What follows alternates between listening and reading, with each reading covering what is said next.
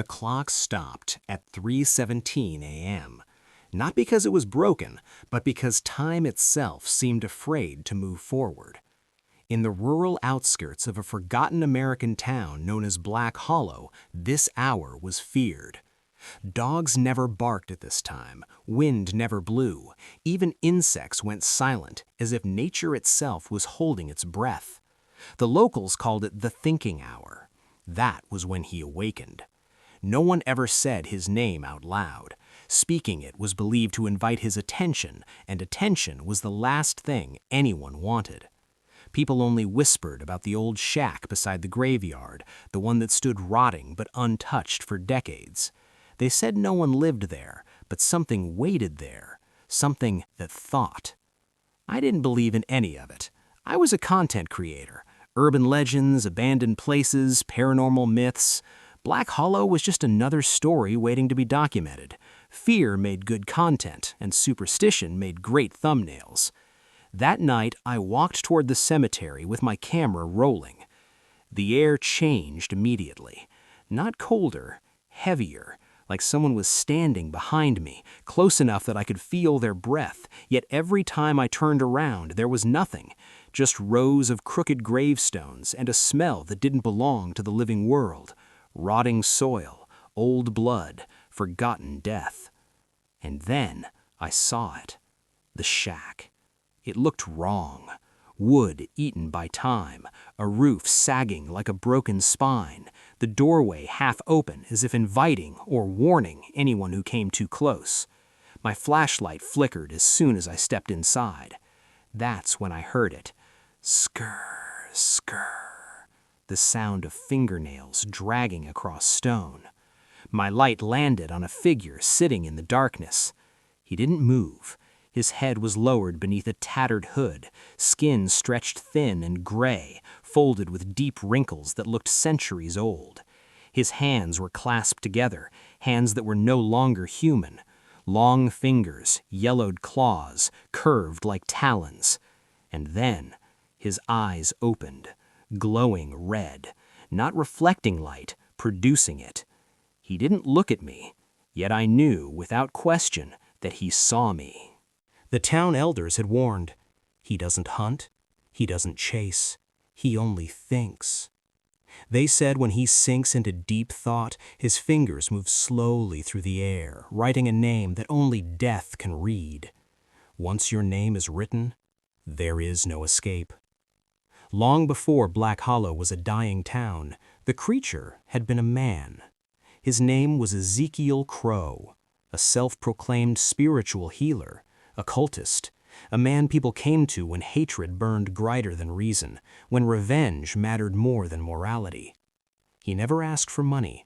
His price was always the same: a soul.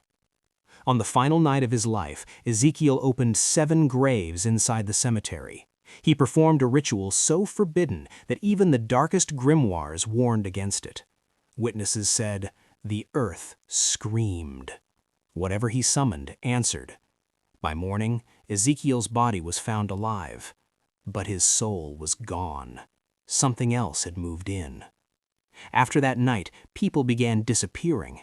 Anyone who passed the cemetery after midnight reported hearing a soft, raspy whisper, "Come closer, don't be afraid." By sunrise, only bodies remained. Eyes wide open, skin drained of color, faces frozen in absolute terror, as if they had seen something their minds couldn't survive. Inside the shack, my flashlight died. The darkness became complete. Then I heard a voice, inches from my ear.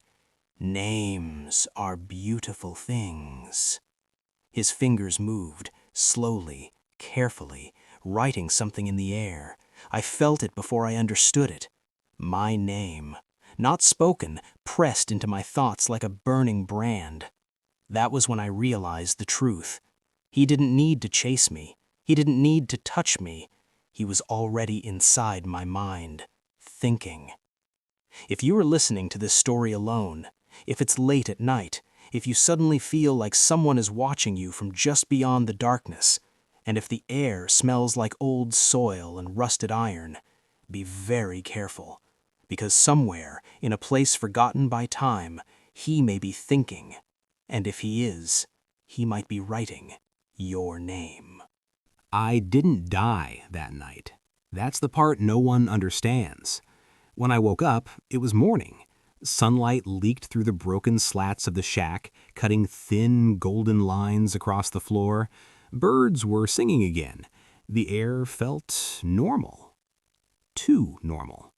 For a moment, I thought the whole thing had been a nightmare. Then I tried to move. My body responded slowly, like it didn't fully belong to me anymore. My head felt heavy, my thoughts crowded, as if something had been rearranged inside my mind while I was unconscious. The shack was empty. No hooded figure, no red eyes, no clawed hands. But the smell was still there. Rotting soil, rusted iron, old death. And written into the dust on the floor, carved with something sharp, was a single word: remember. I left Black Hollow that same day. I didn't tell anyone what I saw. I didn't upload the footage. In fact, when I checked my camera, the files from that night were gone, completely erased. Hours of recording wiped clean as if they'd never existed. I told myself it was fear messing with my head. That was lie number 1. The first name came 3 days later. I was driving home when a thought appeared in my mind that wasn't mine. It wasn't a voice, it wasn't a sound. It was a name. Clear, sharp, uninvited. I slammed on the brakes, my heart racing. I didn't recognize the name. I didn't know anyone by it. I tried to shake it off. That night, the news reported a fatal car accident. Same name. I didn't sleep at all. The names kept coming, sometimes while brushing my teeth, sometimes while half asleep, sometimes in the middle of conversations, always random, always unfamiliar, and always followed by death. Heart attacks, falls, suicides, disappearances. I started making a list. Every name I wrote down died within 48 hours. That's when I realized the truth. He didn't let me go. He marked me. I went back to Black Hollow. The town was quieter than before. Too quiet. Houses abandoned, windows boarded up. The cemetery gate hung open, rusted chains broken like they'd been forced apart from the inside. I found one person still living there, an old woman named Martha Hale. She didn't look surprised when I told her what was happening. She just nodded. "He chose you," she said. Martha explained what the others never told me. Ezekiel Crow, the man who became the thing in the shack, never worked alone. He needed a witness. Someone who survives the first encounter. Someone who carries the names. "He can't leave the shack anymore," Martha said. "But you can." That's how he spreads it.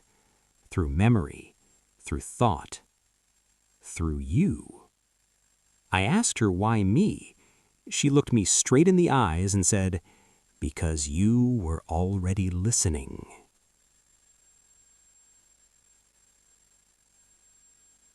That night, I dreamed of the ritual. 7 open graves, a circle drawn in blood. Ezekiel screaming as something climbed inside his body. But the worst part wasn't the creature. It was the whisper that followed me when I woke up. "Write them down." I tried to fight it. I stopped sleeping. I avoided people. I tore up my lists. It didn't matter. The names carved themselves into my thoughts. Sometimes I'd black out and wake up with a name written on my arm in my own handwriting. I started seeing him in reflections. Not fully, just the eyes, watching, thinking, smiling. Martha told me the final truth before she died. Yes, she was one of the names. "The only way it ends," she whispered, "is if the witness refuses." But no one ever does. If you're hearing this now, there's a reason. I'm not telling this story for views. I'm telling it because the names are getting closer. Familiar names. Names I recognize. And last night, I heard him think. Slow. Careful. Focused. As if he was choosing someone new. If you suddenly feel distracted, if a name you don't know keeps repeating in your mind, if this story feels uncomfortably personal, I'm sorry. Because that's how it starts.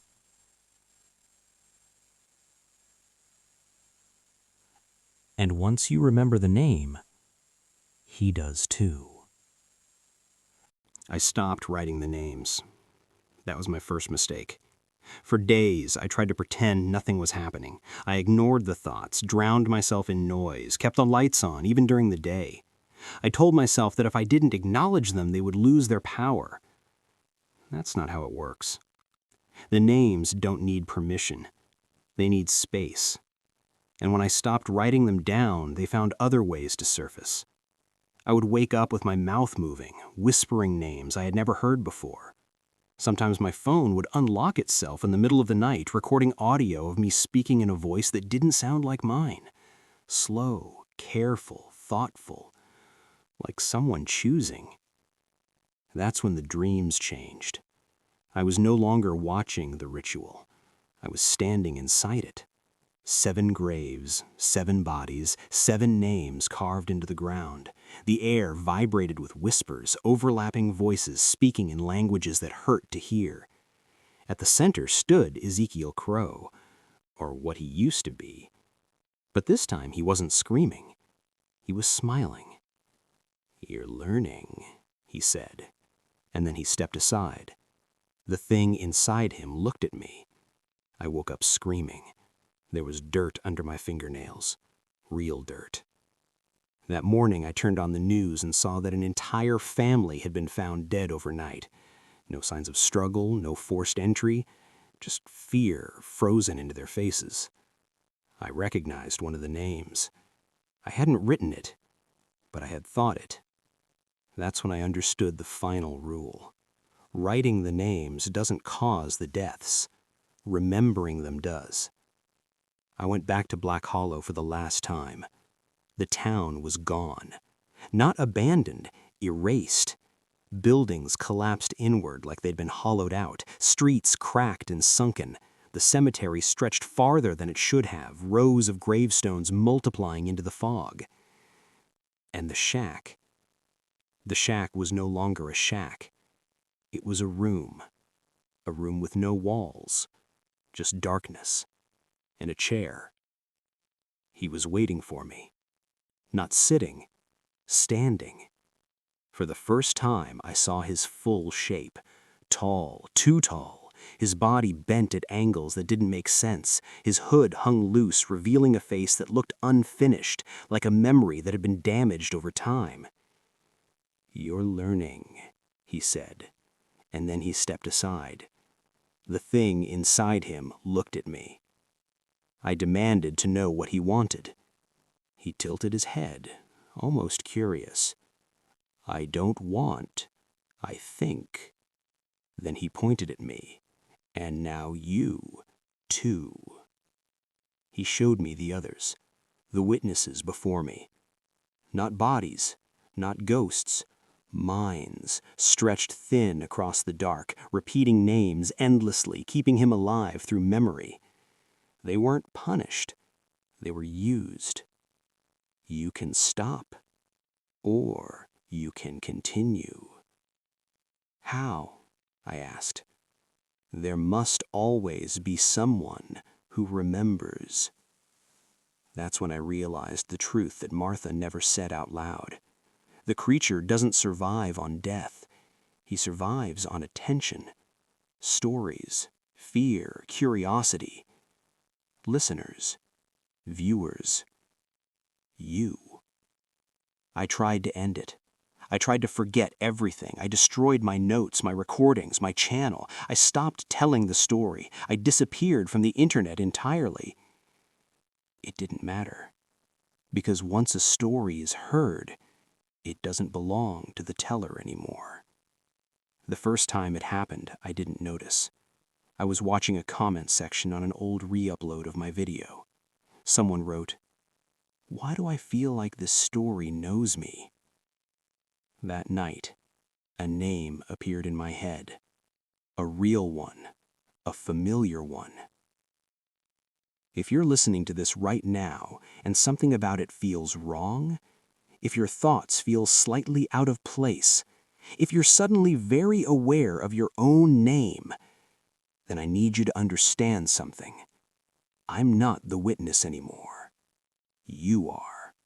Because the moment you remembered him, the moment you pictured him sitting in the dark, he started thinking again. And once he starts, he never stops. You didn't notice when it happened. No one ever does. There was no loud sound, no shadow moving in the corner of the room, no sudden chill running down your spine. Just a small shift, barely enough to register. A pause. That moment when your mind wandered for half a second. That was enough. That's all he needs. When I said I wasn't the witness anymore, I wasn't being poetic. I was being precise. The role doesn't disappear. It transfers, like a disease that only spreads when someone learns its name. The moment you listened to this story, truly listened, something opened, not around you, inside you. At first, it feels harmless, a random thought, a strange sense of familiarity, a name you're sure you've heard before but can't place. You tell yourself it's nothing. That's mistake number one, because he doesn't force his way in. He waits. He lets your own curiosity make room for him. He settles into the quiet parts of your mind, the places you don't guard, the space between thoughts. I started noticing it in others before I felt it fully myself. Friends would pause mid-sentence. Strangers would stare off for a moment too long.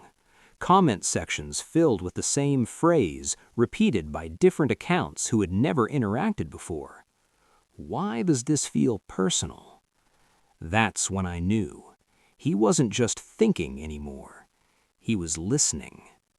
You might feel it right now, that subtle pressure behind your eyes, that strange awareness of your own breathing, the feeling that your name suddenly feels heavier than it should. That's not fear, that's recognition. Here's what no one tells you about him. He doesn't kill everyone whose name he thinks of. Some names he keeps. Those people don't die, they change.